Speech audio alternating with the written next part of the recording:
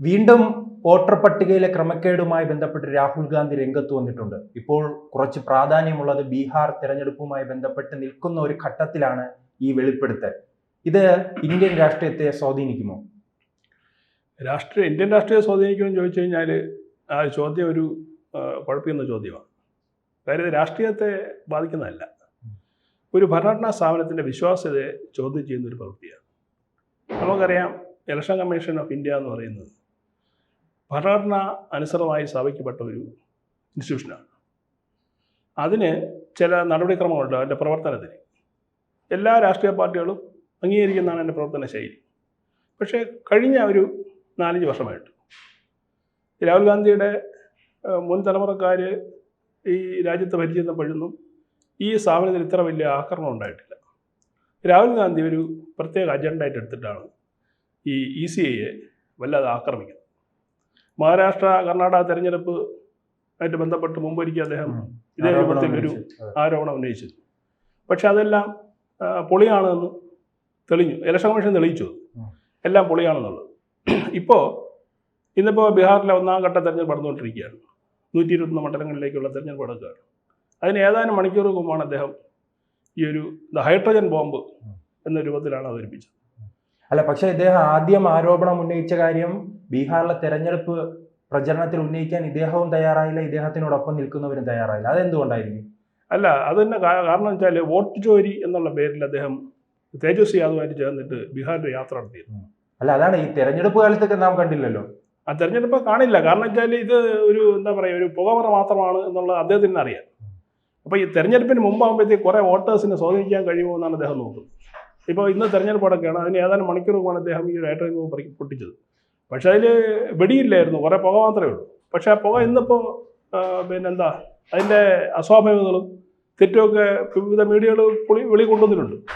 ഒരു ബ്രസീൽ മോഡലിൻ്റെ പടം വെച്ചിട്ട് 22 തവണ കള്ളവോട്ട് ചെയ്തു എന്നുള്ള രീതിയിലാണ് അദ്ദേഹം മെയിനായിട്ട് അവതരിപ്പിച്ചത്.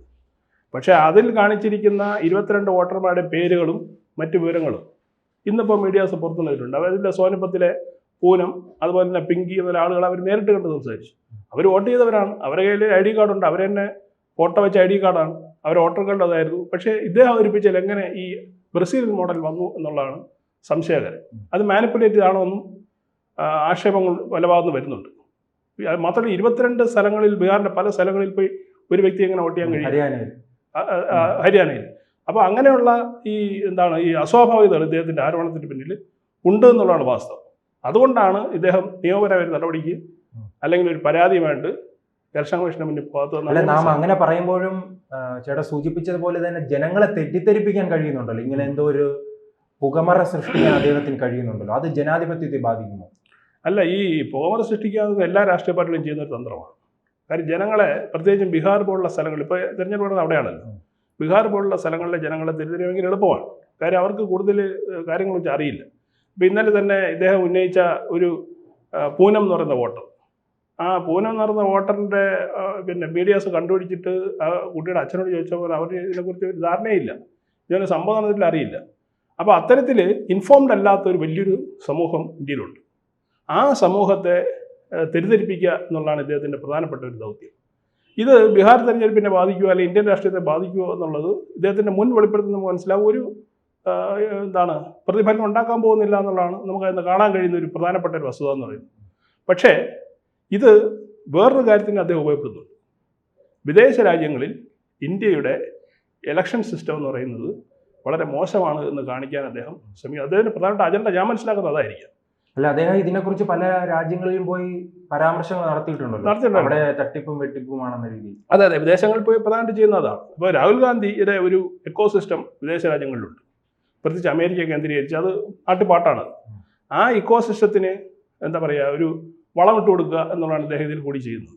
അപ്പോൾ രണ്ടുണ്ട് കാര്യം. ഒന്ന്, നേരത്തെ വിദേശത്തെക്കുറിച്ച് സൂചിപ്പിച്ചതുകൊണ്ടാണ് ഇദ്ദേഹത്തിന് വിദേശ ഫണ്ടുകൾ വരുന്നു, അതിന്റെ ബലത്തിലാണ് ഇദ്ദേഹം ഇത്തരം ആരോപണങ്ങൾ ഉന്നയിക്കുന്നത്, വിദേശത്ത് നിന്നും ഉപദേശങ്ങൾ ലഭിക്കുന്നു. അതിലെന്തെങ്കിലും വാസ്തവമുണ്ടോ? അല്ല, അതിൽ വാസ്തവം ഉണ്ടാവണം. കാരണം ജോർജ് സോറസിൻ്റെ പേരൊക്കെ പലതവണയായിട്ട് നമ്മൾ കേൾക്കുന്നുണ്ട്. ഇദ്ദേഹമായിട്ടുള്ള ബന്ധവും അതുപോലെ തന്നെ വിദേശ രാജ്യങ്ങളിലുള്ള ചില ഏജൻസികൾ, അദ്ദേഹത്തിൻ്റെ തന്നെ NGOസുമായിട്ട് ബന്ധപ്പെട്ട് ഇദ്ദേഹത്തിന് നേരിട്ട് ബന്ധമുണ്ടെന്നൊക്കെ കേൾക്കുന്നുണ്ട്. ഇപ്പോൾ കഴിഞ്ഞ മാസം തന്നെ ലങ്കാവിയിൽ ഇദ്ദേഹം പോയതിൻ്റെ ഒരു വാർത്ത വെളിയിൽ വന്നിട്ടുണ്ട്. ആ ലങ്കാവിലാണ് പിന്നീട് ഇപ്പോൾ നമ്മുടെ അമേരിക്കൻ പ്രസിഡന്റ് ഉൾപ്പെടെ ഉള്ള ഒരു മീറ്റ് പോയി അടുത്ത കാല സംഭവം നടന്നത്.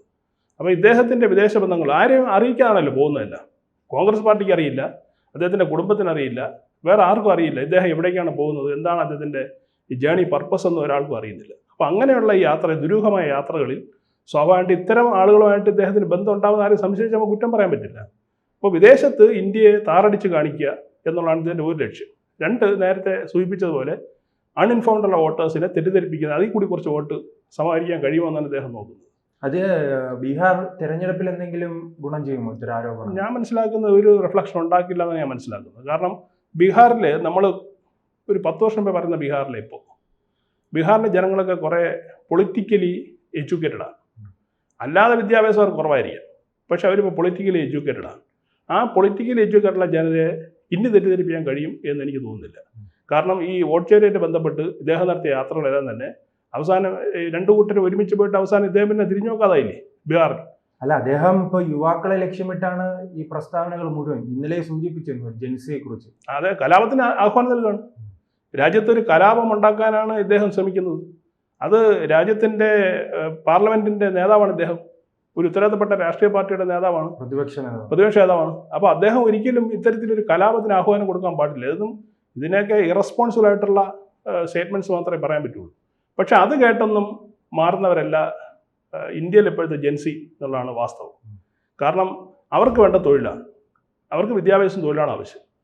അങ്ങനെയാണെന്നുണ്ടെങ്കിൽ ഇദ്ദേഹം മുൻകാലങ്ങൾ നടത്തിയിട്ടുള്ള പല പരാമർശങ്ങളുടെ അടിസ്ഥാനത്തിലുള്ള ജെൻസി കലാപം ഉണ്ടാകേണ്ടതിന് മുമ്പേ ഇന്ത്യയെ പോലുള്ള സ്ഥലത്ത് നേപ്പാളിൽ എത്രയോ വർഷം മുമ്പ് ഉണ്ടാവേണ്ടതാണ്. പക്ഷേ ആ സാഹചര്യം ഇപ്പോൾ ഇന്ത്യയിലില്ല. അവർക്ക് ആവശ്യം തൊഴിൽ വികസനമാണ്. അത് നിലവിലുള്ള സർക്കാർ അവർക്ക് നൽകും എന്നുള്ള വിശ്വാസം ഇന്ത്യയിലെ എല്ലാ ഭാഗത്തുള്ള യുവജനങ്ങൾക്കുണ്ട് എന്നാണ് ഞാൻ വിശ്വസിക്കുന്നത്. അതുകൊണ്ടായിരിക്കും അവർ ഇത്തരത്തിലൊരു ഇദ്ദേഹത്തിൻ്റെ ആഹ്വാനത്തിൽ വഴിപ്പെടാത്ത. മറ്റൊന്ന്, ഇദ്ദേഹത്തിന് ക്രെഡിബിലിറ്റി ഇല്ല ഇന്ത്യൻ രാഷ്ട്രീയത്തിൽ. ഇന്ത്യൻ രാഷ്ട്രീയത്തിൽ ക്രെഡിബിലിറ്റി ഇല്ലാത്ത ഒരേ ഒരു നേതാവെന്ന് പറയുന്നത് രാഹുൽ ഗാന്ധിയാണ്. അത് ഈ പറയുന്ന യങ്സ്റ്റേഴ്സിനും അറിയാം. ഇനി വേറെ ആരെങ്കിലും നേതാക്കളായിരുന്നുവെങ്കിൽ ഒരുപക്ഷെ വിശ്വസിക്കാൻ കഴിയുന്നവരാണെങ്കിൽ ചിലപ്പോൾ ഈ ആഹ്വാനത്തിന് എന്തെങ്കിലുമൊക്കെ ചില ഇഫക്റ്റ് സമൂഹത്തിലുണ്ടായത്. ഇത് ഉണ്ടാവാനുള്ള യാതൊരു സാധ്യതയില്ല. അതാണ് ഒരു പ്രധാനപ്പെട്ട കാരണം. അത് പക്ഷേ ഇദ്ദേഹം തുടർച്ചയായ ആരോപണങ്ങൾ ഉന്നയിക്കുന്നു. അപ്പോൾ ഇവിടെ കുറച്ചു പേരെങ്കിലും സ്വാധീനിക്കാനുള്ള സാധ്യതയില്ല. തീർച്ചയായിട്ടും ഒരു ചെറിയ ഭാഗത്തെ സ്വാധീനിക്കാൻ സംശയമൊന്നുമില്ല.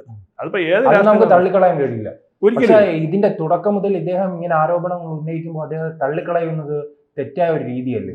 ആണ്, തെറ്റായ രീതി. ആ തെറ്റായ രീതിയാണ് അദ്ദേഹം കുറെ കാലം ഇത് അദ്ദേഹത്തെ എപ്പോഴും. പക്ഷേ ഇത് കുറച്ച് ജനങ്ങളെങ്കിലും ബാധിക്കും, ഉറപ്പായിട്ടും കുറച്ച് ജനങ്ങളെ ബാധിക്കും. പക്ഷെ അതിൻ്റെ ഒരു ആഫ്റ്റർ എഫക്റ്റ് എന്ന് പറയുന്നത് ഈ ബാധിക്കപ്പെടുന്ന ചെറു ജനങ്ങളുണ്ടല്ലോ, അവരെപ്പോഴും ഈ തെറ്റിനെ വിശ്വസിച്ച് അവരെ പ്രചരിപ്പിച്ച് നടക്കുന്നുള്ളതാണ്. അപ്പോൾ പൊതുസമൂഹമാണ് ഇതിനെ ഏറ്റെടുക്കേണ്ടത്. മറ്റ് രാഷ്ട്രീയ പാർട്ടികളോ BJPയുടെയോ ചുമതലയല്ല, പൊതുസമൂഹം ഏറ്റെടുക്കണം.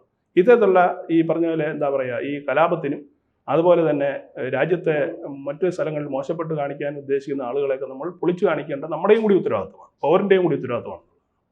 അതാണ് ഇക്കാര്യത്തിൽ എനിക്ക് പറയാനുള്ളത്. കൂടുതൽ വാർത്തകളും വിശേഷങ്ങളും നിങ്ങളിലേക്ക് എത്താൻ ABC മലയാളം സബ്സ്ക്രൈബ് ചെയ്യുക, ബെൽ ബട്ടണും അമർത്തുക.